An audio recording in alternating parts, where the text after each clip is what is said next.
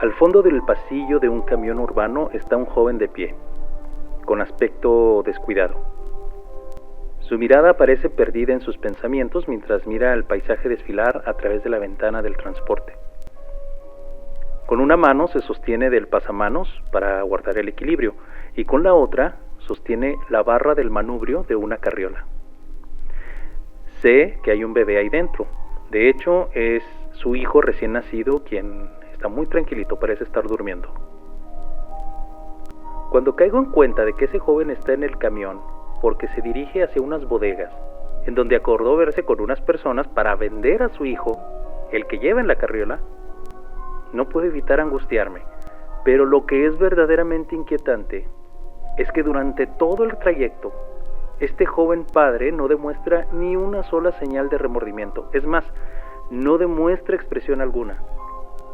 Entonces me pregunto, ¿en qué ha estado pensando ese tipo en todo este tiempo que tuvo para reflexionar sobre lo que va a hacer? Pero la pregunta más importante es quizá, ¿cómo le va a hacer este relato para lograr que en menos de una hora este protagonista, padre desalmado, antihéroe como muchos lo llamarían, logre despertar efectos empáticos o afectivos en el espectador? Bueno, pues esta laureada película de los hermanos Dardenne nos da una cátedra de cómo transformar personajes protagonistas en menos de una hora. Y aquí te platicaré cómo lo hicieron.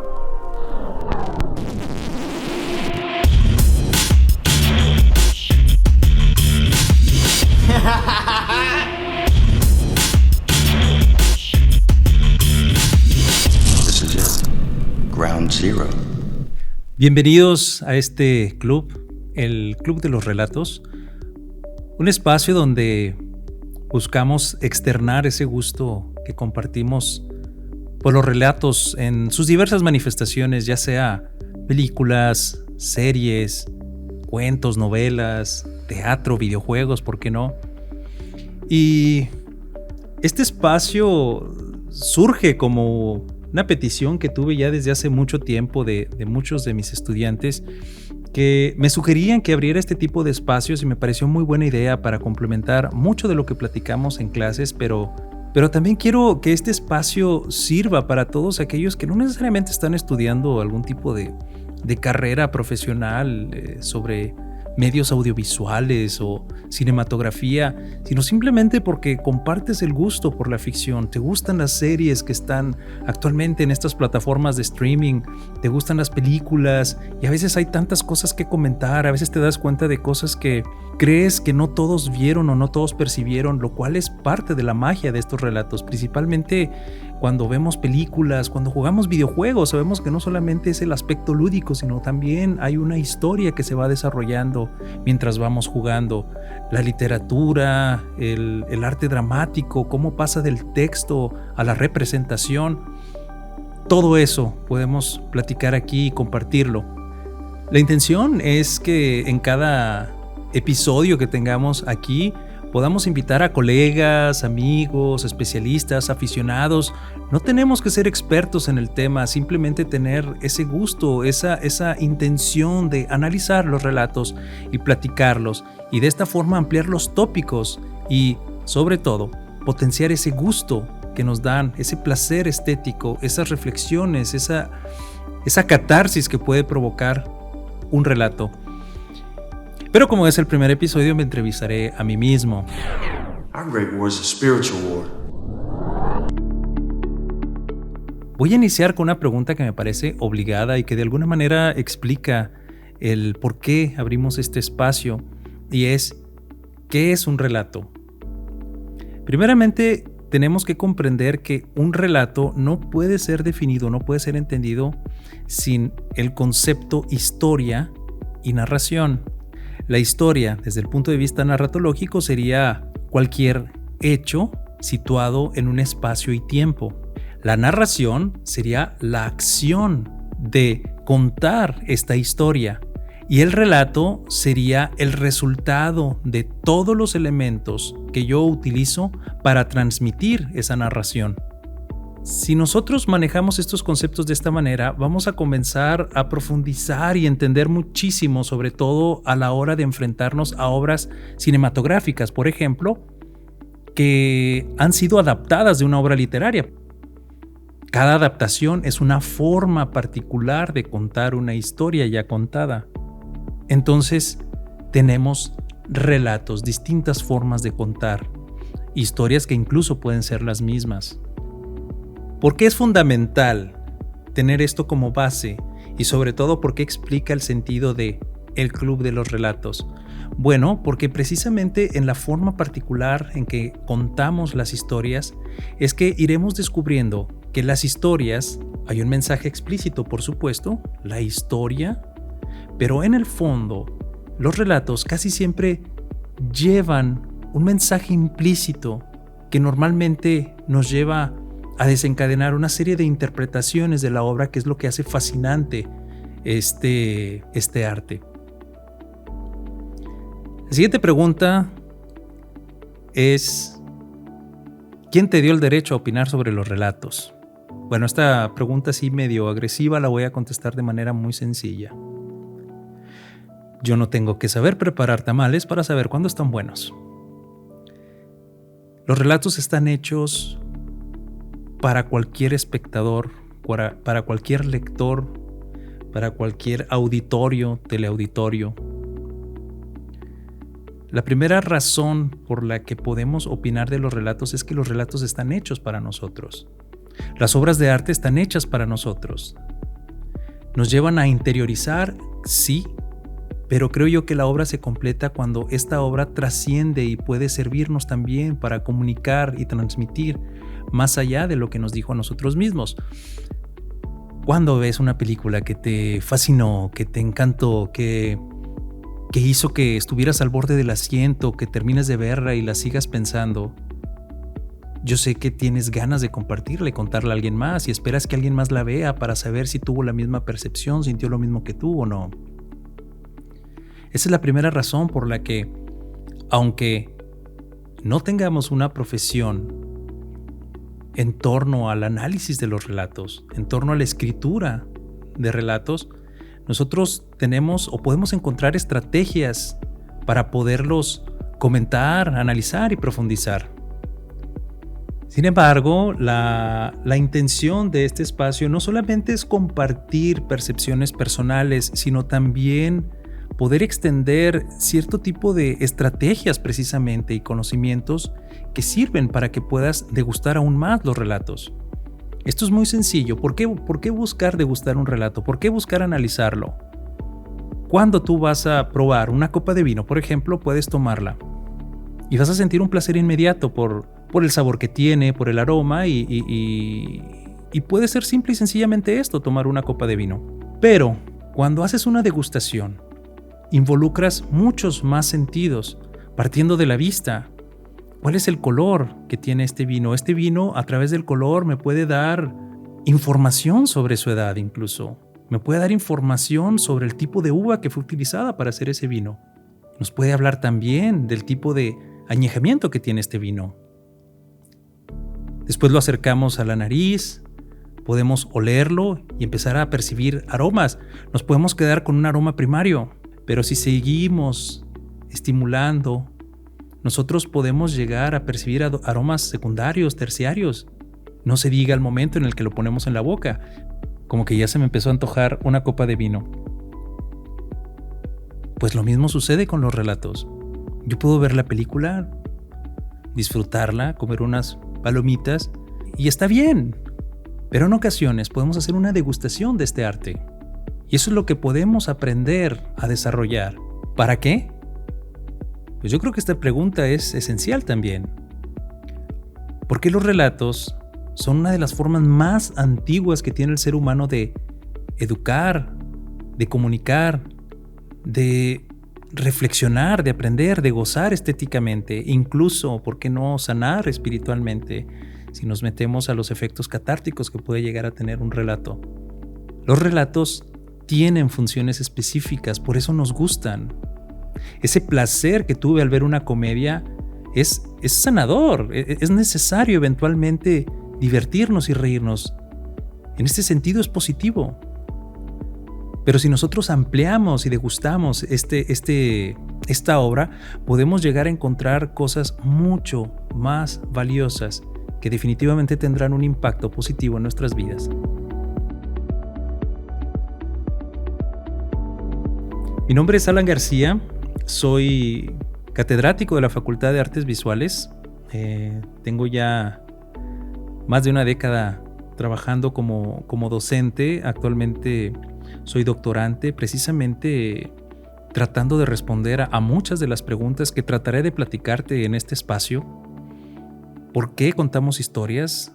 ¿Para qué sirven? ¿Cuáles son los efectos? ¿Cómo se construyen? ¿Por qué hay personajes? ¿Por qué se habla de primero, segundo y tercer acto?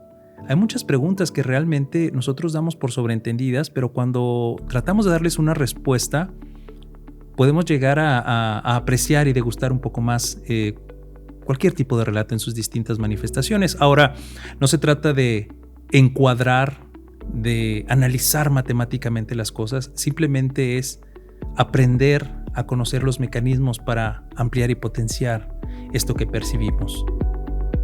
Guys, what do you wish you'd done before you died?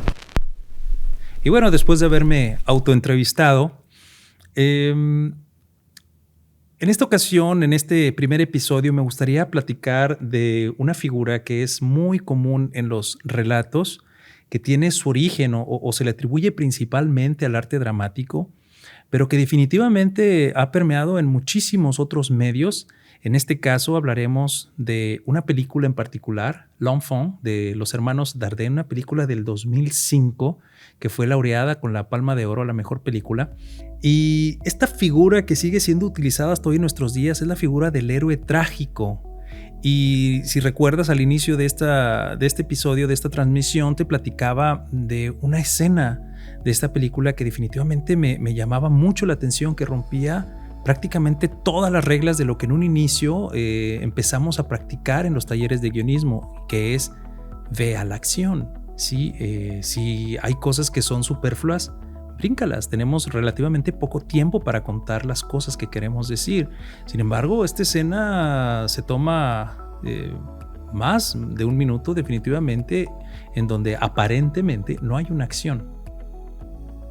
Tenemos este personaje que está a punto de vender a su hijo, y esta forma en la que el personaje es puesto sin mostrar ningún tipo de emoción, estando a punto de vender a su hijo, hijo recién nacido, es lo que más me intrigaba. Prácticamente tenemos a un personaje que representa todos los vicios del ser humano. Entiéndase vicio como antónimo de virtud. El relato cinematográfico nos ha acostumbrado a que el personaje protagonista debe de ser un personaje que tenga 5 puntos. Primero, debe de tener un objetivo, ¿sí? Debe de tener un objetivo principal a resolver. Las películas normalmente se tratan de un personaje que trata de conseguir algo, que trata de resolver una problemática. Para resolver esta problemática, el personaje debe de realizar acciones o inacciones, pero que estén relacionadas hacia el cumplimiento de este objetivo. El tercer punto que deben de tener los personajes protagonistas es que deben de tener suficiente tiempo en pantalla, por 2 razones. La primera, para mostrar las acciones que están realizando para lograr su objetivo. Pero la siguiente razón por la que debe de tener suficiente tiempo en pantalla es lo que nos lleva a el cuarto elemento que debe de tener todo protagonista, y es desarrollar un efecto de empatía o afecto en el espectador. Es decir, normalmente el protagonista cinematográfico debe de provocar que el espectador quiera que el protagonista logre lo que quiere. Normalmente. Incluso podríamos decir que el personaje, aunque transmita sentimientos negativos en el espectador, esto siempre será positivo a nivel del relato, ya que el protagonista no debe de ser indiferente. Yo tengo que empezar a llevar la historia a través de él. Y el último punto o el último elemento que debe de tener todo protagonista es que, como producto de esta aventura, debe de sufrir una transformación. Esta transformación preferentemente debe de ser de 180 grados, es decir, si empieza de una manera feliz, va a terminar de una manera trágica. Si viceversa, ¿no? Si al inicio él es una persona infeliz, al final terminará feliz. Las transformaciones pueden ser en los siguientes niveles: físico, psicológico y finalmente el aspecto sociocultural. ¿A qué llamamos aspecto sociocultural? A la percepción que el personaje tiene con el resto de los personajes que lo rodean. Es decir, si en un inicio el personaje es considerado una persona no apta para la sociedad, al final puede llegar a ser considerado un héroe. La figura del héroe. Y esta es la estrategia que los hermanos Dardenne utilizan como estrategia narrativa. Tenemos a un personaje que es un joven delincuente que acaba de ser papá, que no trata muy bien, que digamos, a su novia, que acaba de parir a su primogénito. Y en la primera oportunidad que tiene, con el fin de conseguir dinero, decide ir a vender a su hijo.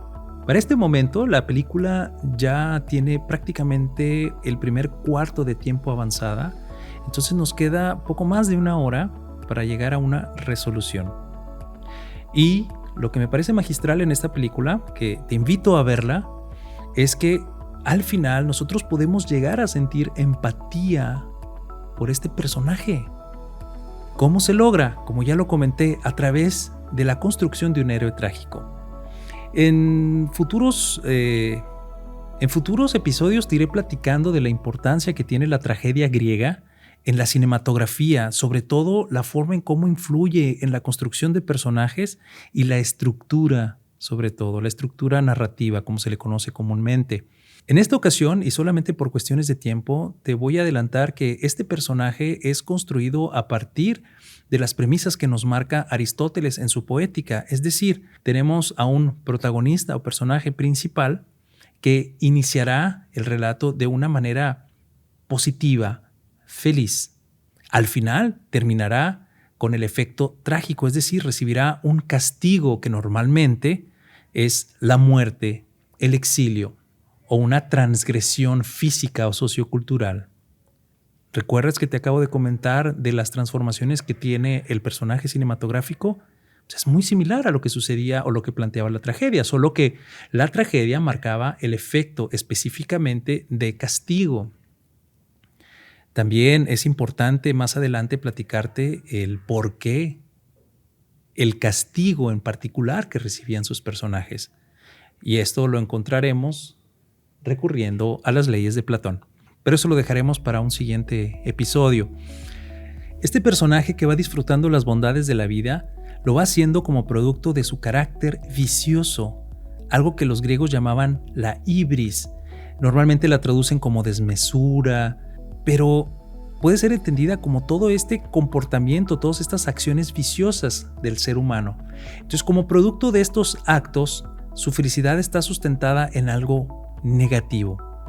No es sino hasta que este personaje comete un error trágico, también conocido como amartía, que su vida dará un giro completamente de 180 grados que lo irá llevando poco a poco a la destrucción para finalmente recibir el castigo trágico. Pero es bien importante en la tragedia que el protagonista sufra una especie de revelación, el reconocimiento de aquello que hizo. Es muy importante que sea consciente del error trágico que cometió, que lo llevó a ese destino. A este reconocimiento, los griegos le llamaban anagnórisis. Y finalmente, el personaje, consciente de sus actos, deberá recibir este castigo. Esta película, laureada con la Palma de Oro en el Festival de Cannes, utiliza perfectamente la estrategia de construcción de la tragedia griega para mostrarnos un personaje vicioso que comete un error trágico para finalmente llevarlo a su castigo trágico. Pero es gracias a este momento de anagnórisis, de reconocimiento de su error, que nosotros comenzamos a sentir empatía por el personaje. Incluso, ¿por qué no? Nos puede llegar a conmover a pesar de haber sido un delincuente o anteriormente una persona desalmada. Recordemos que Aristóteles nos explica que la tragedia tenía la función principal de provocar la catarsis. A través de este sentimiento de horror, pero compasión al mismo tiempo, nosotros podemos llegar a tener ese efecto catártico, que es definitivamente un concepto muy complicado de explicar, aunque de manera bastante sintética se explica como purgación de las pasiones. Pero bueno, este efecto catártico que normalmente se lograba en las tragedias griegas es lo que permite que yo, espectador, sienta empatía por el protagonista, y es lo que sucede en esta película. El personaje principal reconoce en último momento sus males, recibe un castigo y nosotros podemos llegar a sentir esta compasión y empatía por él.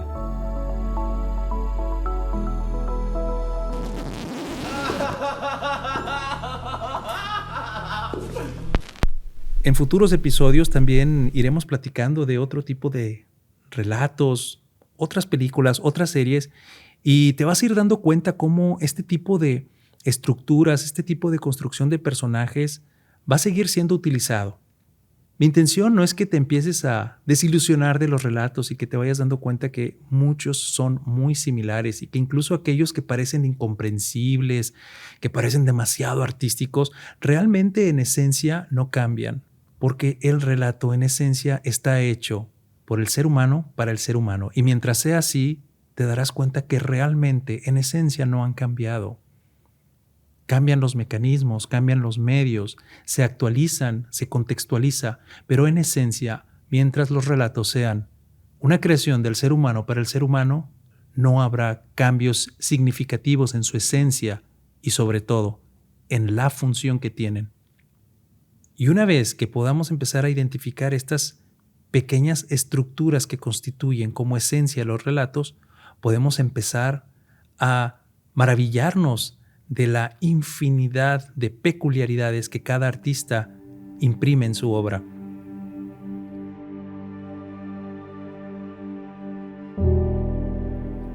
Realmente disfruté mucho este momento, este tiempo que tuve para compartirte algunas reflexiones.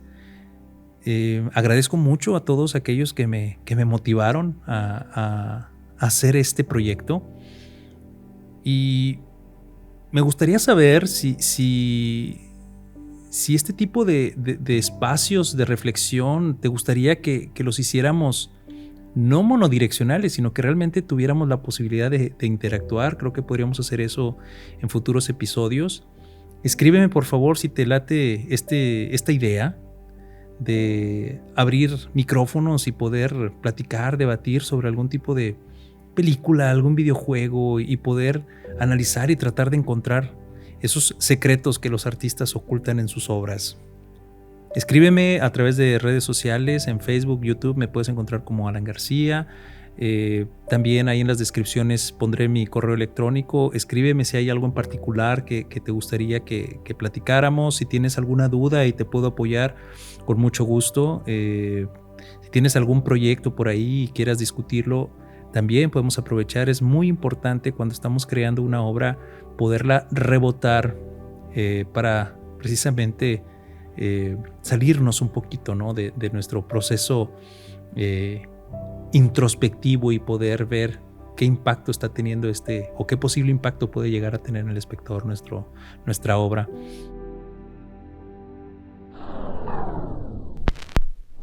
Para cerrar este episodio, me gustaría compartirte una pequeñita reflexión a manera de conclusión, y es que no importa si eres creador o si eres el espectador, siempre los relatos son una efectiva manera de aprender, de tener una experiencia estética, de reflexionar, tener efectos catárticos, pero sobre todo, los relatos nos ayudan a prolongar la existencia hacia una infinidad de vidas posibles que podemos vivir a través de la ficción, y cuando creamos y compartimos una historia, incluso podemos trascender al tiempo y el espacio. Te agradezco mucho nuevamente y hasta nuestro próximo relato.